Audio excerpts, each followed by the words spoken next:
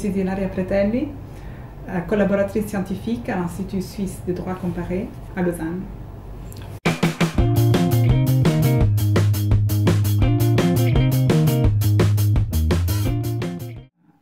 Alors, je trouve que la vraie différence est, les différences existent dans toutes les universités. Donc, mon expérience, comme vous avez dit, j'ai été étudiante dans plusieurs pays européens, en Italie, en Belgique, en France et même en Suisse.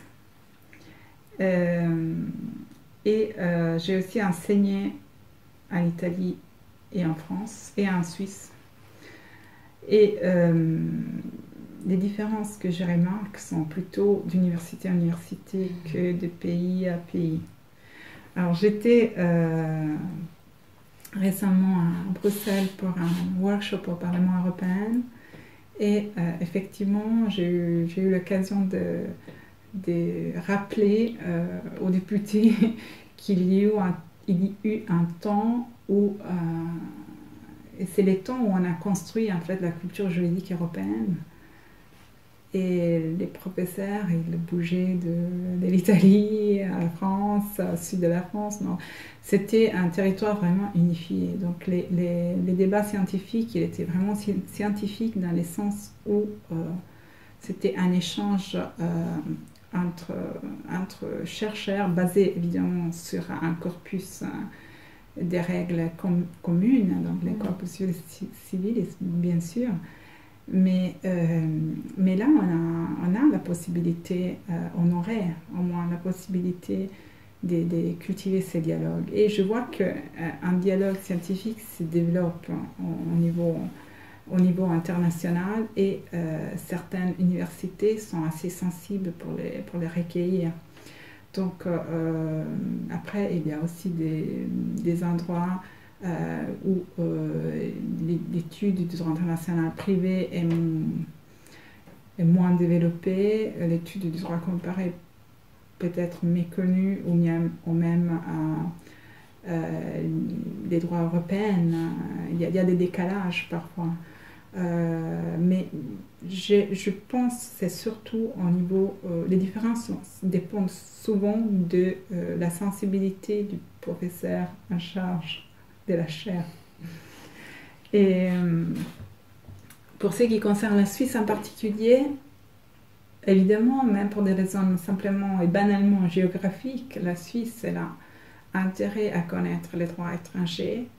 Et il y a donc 30% d'étrangers qui habitent en Suisse. La Suisse est perçue souvent comme un pays un peu raciste ou un peu phobique vis-à-vis des étrangers à cause des référendums, mais il ne faut pas oublier le pourcentage d'étrangers qui vivent et résident en Suisse et qui démontrent au contraire un accueil assez... un très bon accueil en tout cas. Et donc la Suisse est attentive au droit international privé dans les universités, mais aussi, à ce que j'ai pu remarquer, aussi au niveau des fonctionnaires. Donc, on a la possibilité de suivre les développements internationaux de près. Et à chaque fois que j'ai eu l'occasion de discuter des problèmes de droit international privé avec les fonctionnaires, j'ai trouvé une assez bonne préparation.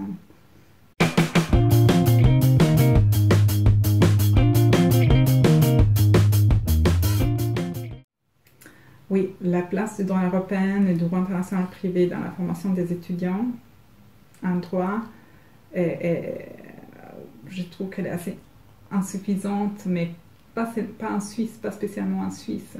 C'est plutôt une remarque assez générale. Ça dépend vraiment des universités. Il y a des universités plus sensibles, mais en général, les droits internationaux privés restent une matière optionnelle. Et de même les droits comparés. Il faut initier les étudiants au droit étranger même, moi je dirais, au droit étranger, parce que la comparaison, elle arrive après, c'est encore une phase encore plus délicate que l'accès au droit étranger. Et avant de pouvoir comparer, il faut connaître les droits étrangers. Et donc, et ça, c'est une tâche assez compliquée. Mais donc, il faudrait d'abord avoir... et en Suisse, il y a toujours eu une attention particulière.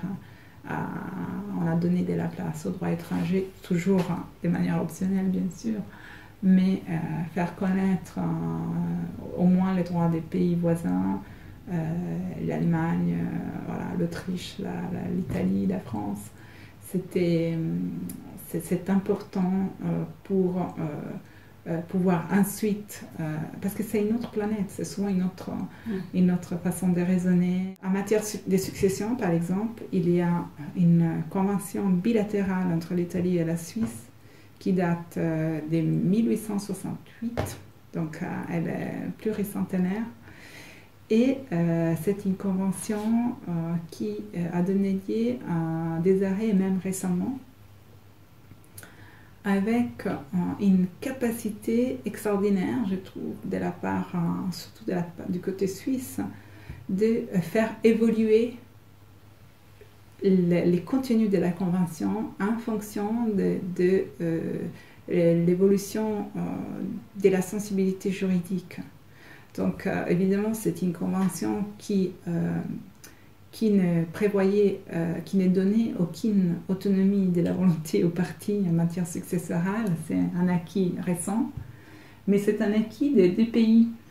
Et pour cette raison, le tribunal fédéral, il a considéré que c'était dans la volonté des deux pays d'admettre que ça aurait été anachronique de ne pas reconnaître l'autonomie de la volonté parce qu'elle n'est pas prévue par la Convention, alors que les deux pays l'admettent aisément en cette matière et dans les paramètres, dans les circonstances, notamment dans les circonstances du cas précis.